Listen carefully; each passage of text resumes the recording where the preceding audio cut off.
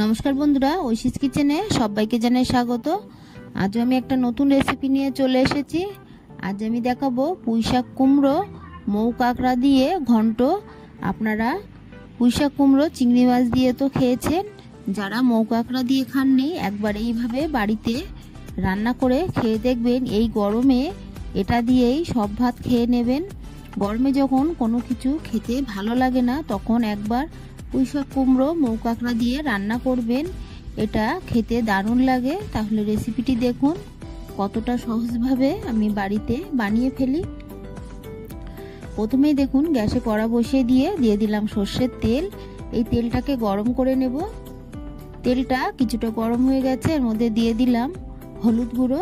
এরপর আগে থেকে কেটে রাখা মৌ কাঁকড়া দিয়ে দেব।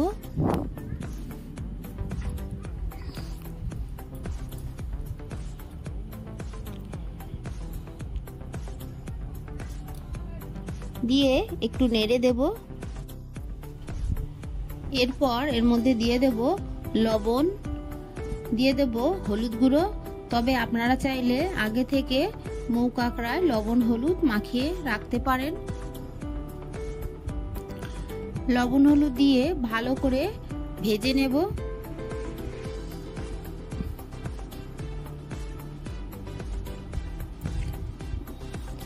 দেখুন বেশ কিছুক্ষণ নেড়ে আমি মৌ কাঁকড়াটাকে ভেজে নিলাম।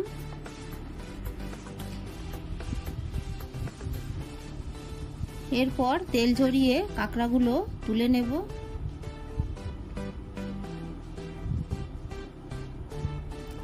সব কাঁকড়াগুলো তুলে নিয়েছি। এই তেলের মধ্যে দিয়ে দিলাম হাফ টিস্পুন গোটা জিরে, তবে আপনারা চাইলে 5 ফোড়নও দিতে পারেন। দিয়ে দিলাম 2 তেজপাতা, দিয়ে দিলাম একটা কুচানো পেঁয়াজ, দিয়ে এর মধ্যে আমি দিয়ে দেব চেরা কাঁচা লঙ্কা। ঝালটা আপনারা যেমন খান সেই মতোই দেবেন। দিয়ে বেশ কিছুক্ষণ ভালো করে নেড়ে পেঁয়াজ লঙ্কাটাকে কিছুটা ভেজে নেব। সামান্য একটু হলুদ গুঁড়ো দিয়ে দিলাম, দিয়ে পেঁয়াজটাকে ভেজে নেব। দিয়ে দিলাম লবণ, দিয়ে ভালো করে নেড়ে পেঁয়াজটাকে ভেজে নেব। লবণ হলুদ দিয়ে পেঁয়াজ ভাজলে দেখবেন পেঁয়াজটা তাড়াতাড়ি ভাজা হয়ে যায় আর নরম হয়ে যায়, তাই অল্প অল্প করে দিয়ে ভেজে নিলাম। এরপর আমি এখানে দেখুন দিয়ে দিলাম আদা বাটা, গোলমরিচ বাটা। অল্প একটু জল দিয়ে মশলাটাকে কষিয়ে নিলাম। এই তেলের মধ্যে আমি দিয়ে দিলাম হলুদ গুঁড়ো, জিরে গুঁড়ো, লবণ, দিয়ে ভালো করে আবারও নেড়ে মশলাটাকে আমি কষিয়ে নেব। আমি এখানে কোনো লাল লঙ্কার গুঁড়ো ব্যবহার করলাম না, তবে আপনারা যারা খান তারা অল্প একটু দিয়ে দেবেন। আগে থেকে কেটে রাখা কুমড়ো, আলু, পুঁইশাকের ডাঁটা দিয়ে দিলাম। পুঁইশাক পাতা সহ দিলাম।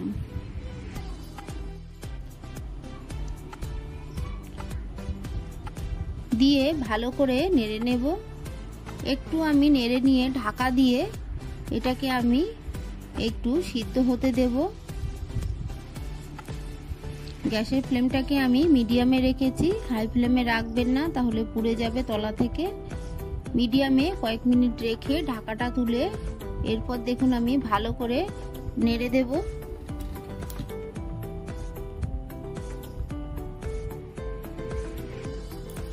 দিয়ে দিলাম ভেজে রাখা মৌ কাঁকড়া, দিয়ে আবারও কিছুক্ষণ ভালো করে আমি নেড়ে নিলাম। নেড়ে ঢাকা দিয়ে আরও বেশ কিছুক্ষণ এইভাবে রেখে দেব। ঢাকাটা তুলে দেখুন পুঁইশাকটা কতটা কমে গেছে। ভালো করে আবারও নাড়ব।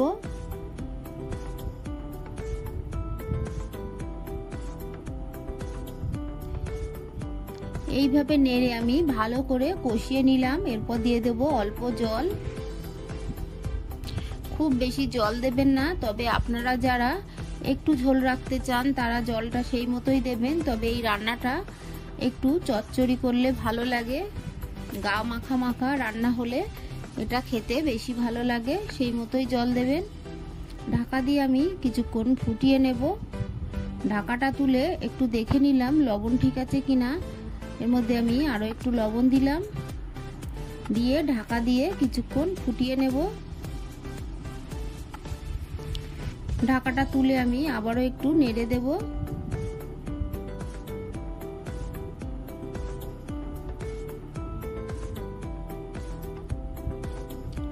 রেসিপিটি খুবই সহজ, তবে একবার বাড়িতে এইভাবে রান্না করে খেয়ে দেখবেন খেতে কতটা ভালো হয়। ভালো করে আমি নেড়ে চেড়ে নিলাম। এরপর ঢাকা দিয়ে আবারও কিছুক্ষণ রেখে দেব। যেহেতু পুঁইশাক দিয়েছি তাই ঢাকা চাপা দিয়ে রান্নাটা করলে রান্নাটা তাড়াতাড়ি হয়ে যাবে, পুঁইশাকটা তাড়াতাড়ি সিদ্ধ হয়ে যাবে। দিয়ে দিলাম একটু চিনি বা মিষ্টি। আপনারা যারা মিষ্টি খান তারা দেবেন, আর যারা খান না তারা দেবেন না। পুঁইশাকটা হতে আরো একটু বাকি আছে, তাই ঢাকা দিয়ে আমি আরো কিছুক্ষণ ফুটিয়ে নেব।